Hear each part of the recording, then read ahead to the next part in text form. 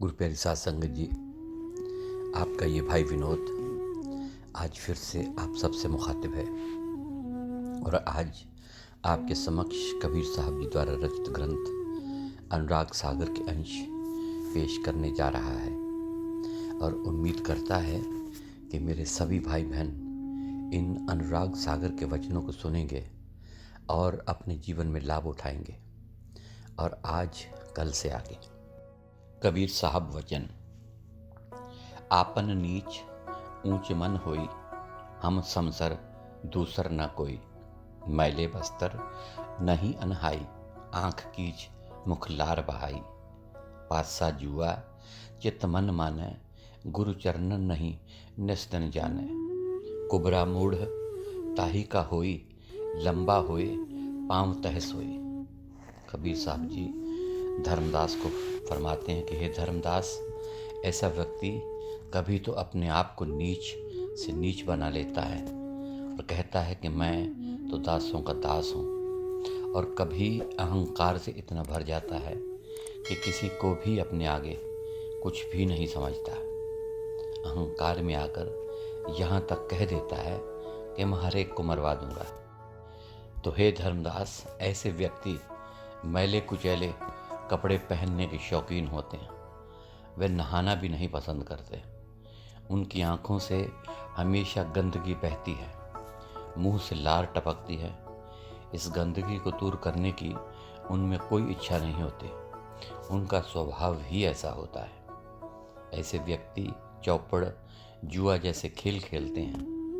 उनका ध्यान गुरु के चरणों में और गुरु भक्ति की ओर बिल्कुल नहीं जाता। उनका भक्ति की ओर ख्याल होता ही नहीं।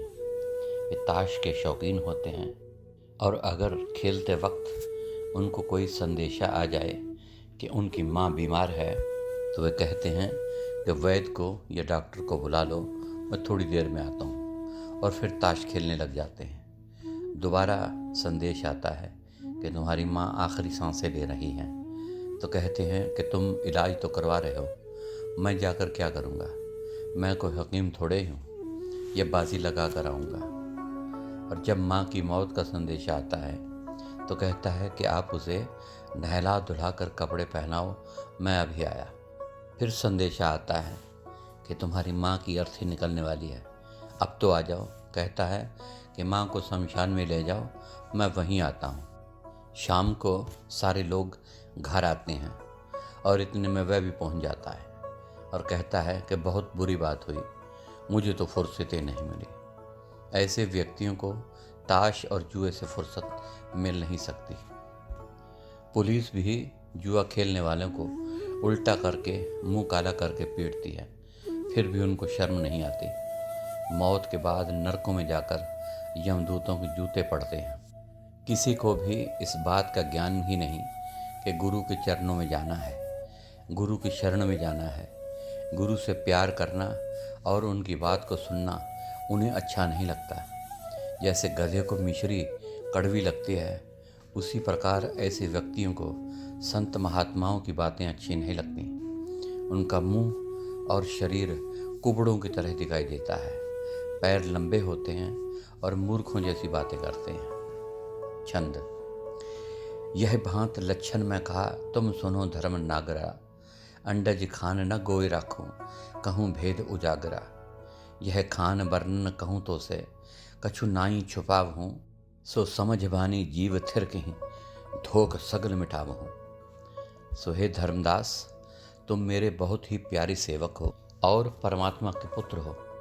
मैंने तुम्हें अंडज खाने में पैदा होने वाले यानी पक्षियों के खान में आकर मनुष्य जन्म लेने वालों के लक्षण समझाए हैं। उनके स्वभाव के बारे में भी बता दिया है। मैंने तुमसे कुछ भी छुपा कर नहीं रखा। अब मैं बाकी की खानियों का हाल विस्तार से तुम्हें बताने लगा हूँ। मैं किसी भी चीज़ को छुपाऊंगा नहीं कि तुम्हारे मन में कोई भी भ्रम न रहे। मैं तुम्हें चारों खानियों में से आने वाले इंसानों के संबंध में विस्तार से बताऊंगा, उसे तुम ध्यान से सुनो। उखमज खान वाले जीवों के लक्षण। सोरठा। दूजी खान बताए ताही, लक्षण तो से कहूँ, उखम जिते आए नर देही जिन पाया। कबीर साहब जी धर्मदास को फरमाते हैं कि हे धर्मदास, अब मैं तुम्हें दूसरी खान के संबंध में बताता हूँ। इस खानी में से होकर आने वाले व्यक्तियों के स्वभाव तथा रहन सहन के बारे में बताता हूँ। उखमज खान अर्थात कीड़े मकोड़े, छिपकली, सांप, बिच्छू आदि से मनुष्य योनि में आए जीवों का क्या हाल होता है, सो मैं तुम्हें बताता हूँ। चौपाई। कहे कबीर सुनो धर्मदासा, उखमज भेद कहूँ प्रकाशा। यही शिकार जीव को मारे, बहुत आनंद होए तिम बारे। कबीर साहब जी फरमाते हैं कि हे धर्मदास, ध्यान से सुनो। उखमज खान में से आने वाला व्यक्ति शिकारी की आदतों वाला होता है। जीवों को मारकर बहुत खुश होता है। मार जीव जब घर को आई, बहुविध रांध ताह को खाई। हे धर्मदास, उखमज खानी से आने वाला आदमी जब जीवों को मारकर अपने घर लेकर आता है तो उन्हें कई प्रकार से पका पका कर स्वाद लेकर खाता है। निंदे नाम ज्ञान को भाई, गुरु को मेट करे अधिकाई। निंदे शब्द और गुरुदेवा, निंदे चौका नरियर मेवा। बहुत बात बहुत पुरियाई, कथे ज्ञान बहुत समझाई। झूठे वचन सभा में कही, टेढ़ी पाग छोर उर भई। हे धर्मदास, ऐसा मनुष्य नाम देने वाले संत महात्माओं की निंदा करता है। कबीर साहब के समय में यह रिवाज था कि नाम दान के समय आरती की जाती थी। सफ़ेद मिठाई, नारियल, सफ़ेद चद्दर आदि का प्रयोग करके नामदान दिया जाता था। कबीर साहब कह रहे हैं कि ऐसा व्यक्ति इन सारी चीज़ों की भी निंदा करता है। कभी कहता है कि महात्मा जी ने इतनी चीज़ों को अपने घर ले जाने के लिए इकट्ठा कर लिया है। वह लोगों से इस संबंध में उल्टी पुल्टी बातें भी करता है। ऐसा व्यक्ति सिर पर टेढ़ी पगड़ी बांधकर भरी सभा में झूठे वचन बोलता है।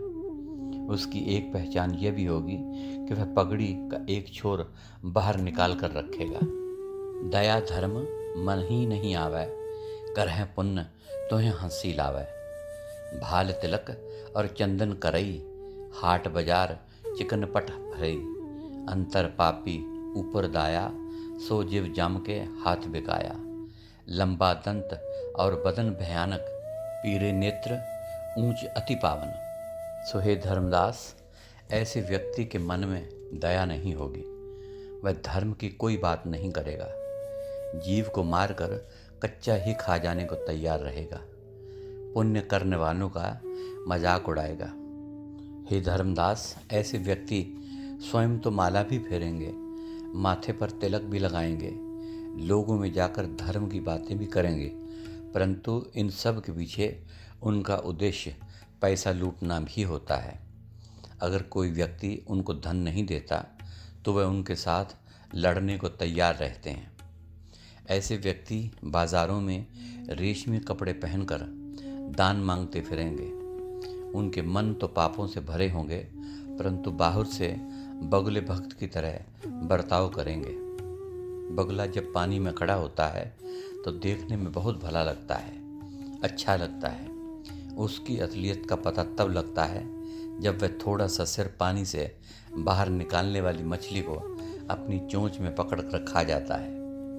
इस प्रकार कबीर साहब बता रहे हैं कि ऐसे व्यक्ति की कथनी और करनी में बहुत अंतर होगा। वह छल कपट से भरा हुआ होगा। ऐसा व्यक्ति यमदूतों का शिकार बनता है। सो हे धर्मदास, ऐसे व्यक्तियों की एक पहचान और भी है। उसके दांत लंबे और शरीर भयानक होता है। उसकी आंखें कंजी होती हैं। कंजी आंखों वाला व्यक्ति बहुत ही चालाक होता है। आमतौर पर लोग कहते हैं कि फलां व्यक्ति यानी कि कंजा बिल्ली आंखों वाला है, उससे बचकर रहो। छंद। कहीं सतगुर सुनो धर्मन, भेटिया तुम मोह को। कछु न तो है दुराइयो, जो बूझो तुम मोह को। सोई सगल भेद बतायूं, अब खान लक्षण तोह को। एक एक बिलोह छानूं, खान उखमज भेद को। अब कबीर साहब जी कहते हैं कि हे धर्मदास, तुम मेरे सेवक बन चुके हो। तुम्हारी सेवा से खुश होकर मैंने तुमसे कुछ भी नहीं छुपाया। जब शिष्य गुरु को परमात्मा का रूप समझ लेता है तो गुरु भी शिष्य से कुछ नहीं छुपा कर रखता। गुरु हमेशा चाहता है कि उसका शिष्य उससे भी लायक निकले। यदि शिष्य क्लास में अव्वल आता है तो गुरु की इज्जत बढ़ जाती है। इससे उसे बहुत खुशी महसूस होती है। इस प्रकार संत भी दयालु होते हैं। वे भी चाहते हैं कि उनका शिष्य विषय विकारों को छोड़कर परमात्मा के साथ मिले और उनकी शान बढ़े। इस प्रकार कबीर साहब ने धर्मदास को सारे गुप्त भेद खोलकर समझा दिए। अचल खान वाले जीवों के लक्षण। सोरठा। तीजे खान स्वभाव अचल खान की युक्ति यह, नर देही तिन पाव ताकर लक्षण अब कहूँ। हे धर्मदास, तीसरी खान में पेड़ पौधे पर्वत आदि आते हैं। इसको अचल खान भी कहते हैं। जो इस यौन से मनुष्य देह में आते हैं, अब उनके लक्षण विस्तार से मैं तुम्हें समझाता हूँ। ऐसे व्यक्तियों के स्वभाव के बारे में मैं तुम्हें पूरी जानकारी देता हूँ। अचल खान का कहूँ संदेशा, देह धरे होवे जस भैसा, क्षणिक बुद्ध होवे जिव केरी, पलटत बुद्ध न लागे बेरी। हे धर्मदास, जो व्यक्ति पेड़ पौधे और पर्वत आदि की खान से होकर इंसान बनते हैं, अब उनका हाल सुनो। ऐसे व्यक्ति अस्थिर बुद्धि वाले होंगे। एक पल में ऐसा काम करेंगे कि दुनिया वाले उनके काम को देखकर खुश हो जाएंगे और वह भी खुश हो जाएंगे, और दूसरे पल सारे किए कराए पर पानी फेर देंगे। ऐसे व्यक्ति कम बुद्धि वाले होते हैं। उनकी बुद्धि पलटने में देर नहीं लगती। एक क्षण प्रशंसा कर रहे हैं और दूसरी क्षण गालियां देने लगते हैं। झग्गा फेंटा सिर पर पागी, राजद्वार सेवा भले लागे। घोड़े पर होवे असवारा, तीर खड़ग और कमर कटारा। इत उत चितवत सैन जु मारह, पर नारी कह सैन बुलावह। रससों बात कहे मुख जानी, काम बाण लागे उर आनी। कबीर साहब जी धर्मदास को फरमाते हैं कि हे धर्मदास, ऐसे व्यक्ति सफ़ेद कपड़े पहनेंगे और सिर पर सफ़ेद पगड़ी बांधेंगे। वे राज दरबार में या किसी अफसर का दरबान होंगे। ऐसे व्यक्ति घोड़े की सवारी करेंगे और तीर तलवार या कटार अपनी कमर से बांध कर रखेंगे। वे इधर उधर जाकर आनंद लेने की कोशिश करेंगे। इस काम में चाहे उनका कितना भी पैसा क्यों ना खर्च हो जाए, वे परवाह नहीं करेंगे। उनकी अपनी स्त्री चाहे कितनी भी सुंदर क्यों ना हो, वे उसकी तरफ ध्यान न देकर पराई स्त्रियों को इशारों से बुलाकर उसके साथ संग करने की कोशिश करेंगे। वे मीठी मीठी बातें करके लोगों को फंसाने की कोशिश करेंगे। ऐसे व्यक्ति कामी होते हैं। जब भी कोई मौका मिलता है तो उनका ध्यान विषय विकार भोगने में ही लगा रहता है। पर घर ताकह चोरों जाई, पकर बांध राजा पह आई। हाँसी करह सकल पुन जाई, लाज शर्म उपजे नहीं भाई। छिन एक मन मह पूज कराई, छिन एक मन सेवा चित धराई। कबीर साहब जी फरमाते हैं कि हे धर्मदास, ऐसे व्यक्तियों के पास अब रंग तमाशे देखने और पराई औरतों को देने के लिए पैसे नहीं होते, तो अपना शौक़ पूरा करने के लिए वे चोरी भी करते हैं। जब चोरी करते हुए पकड़े जाते हैं तो उन्हें राज दरबार या अदालत में पेश किया जाता है। हे धर्मदास, इस प्रकार ऐसे व्यक्तियों का मुंह काला करके उन्हें पीटा भी जाता है। उन्हें जूते भी खाने पड़ते हैं। उनका जुलूस भी निकाला जाता है। दुनिया वाले उन पर हंसते हैं, पर उन्हें जरा सी भी शर्म महसूस नहीं होती। वे तो अपनी छाती चौड़ी करके और आंखें फाड़ कर देखते हुए जाएंगे कि जैसे उन्होंने कोई बुरा काम किया ही नहीं।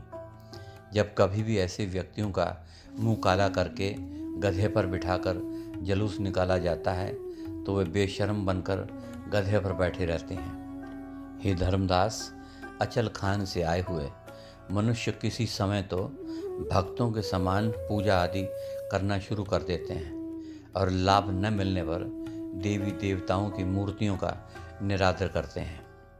छन एक मन मह बिसरे देवा, छन एक मन मह कीजे सेवा।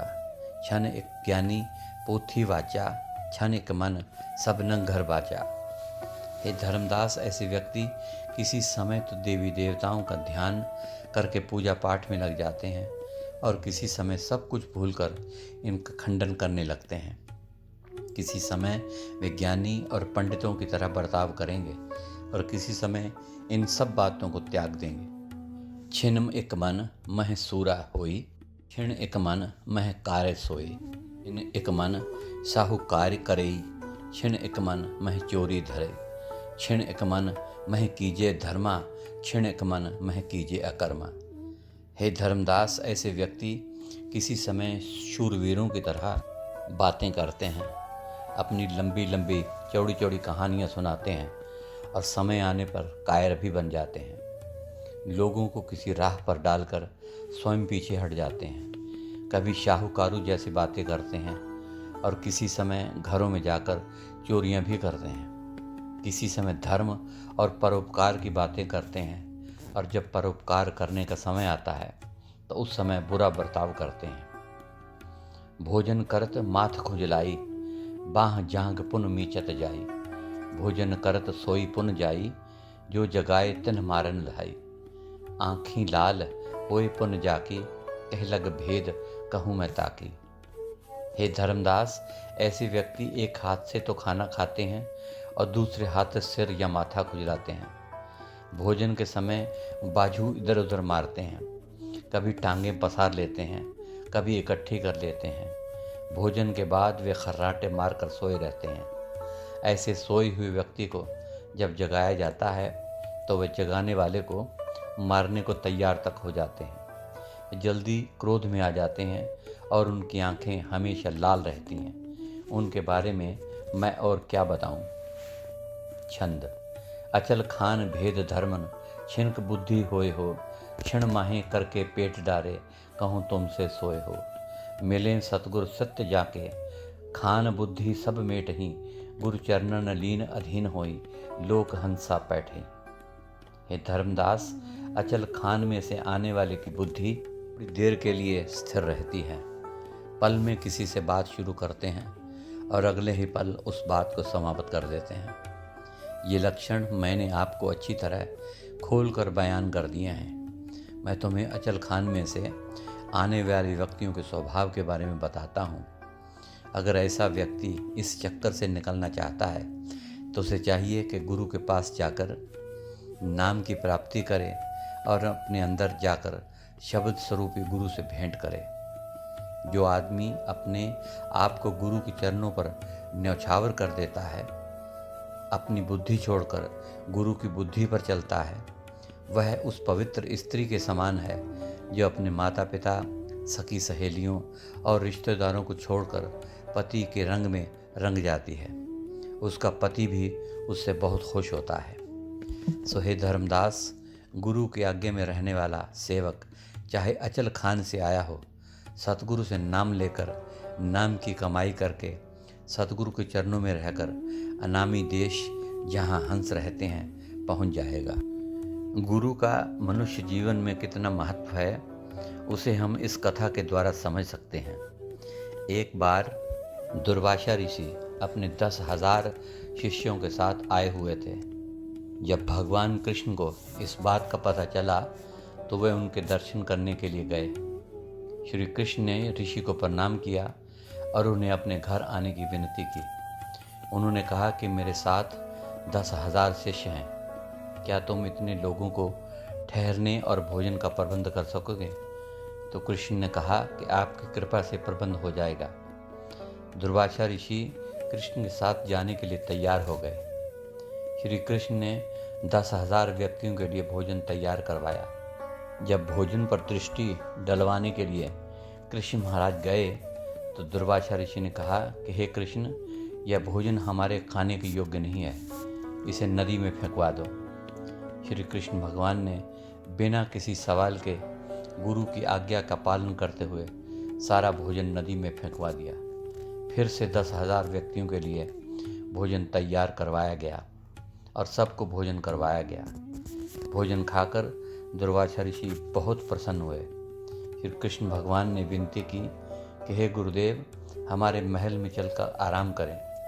दुर्वासा जी ने महल में जाने के लिए एक शर्त रखी। वे कहने लगे कि यदि रथ में घोड़ों की जगह तुम और रुक्मिणी रथ को खींचोगे तो मैं महल में जाने के लिए तैयार हूँ।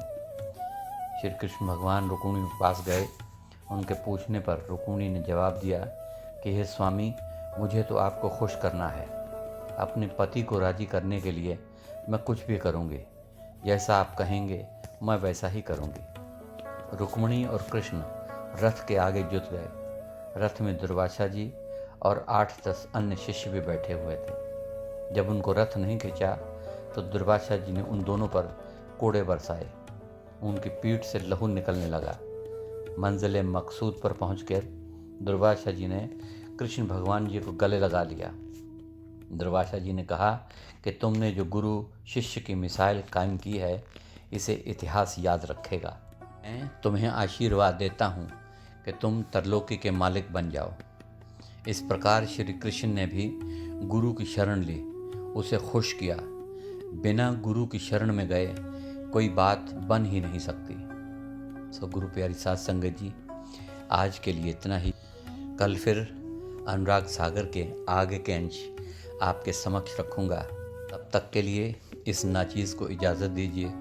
और आखिर में मेरी तरफ से आप सभी भाई बहनों को प्यार भरी धन धन सतगुरु तेरा ही आसरा, हाजिर नाजिर जिंदा राम तेरा ही आसरा अर्ज़ है।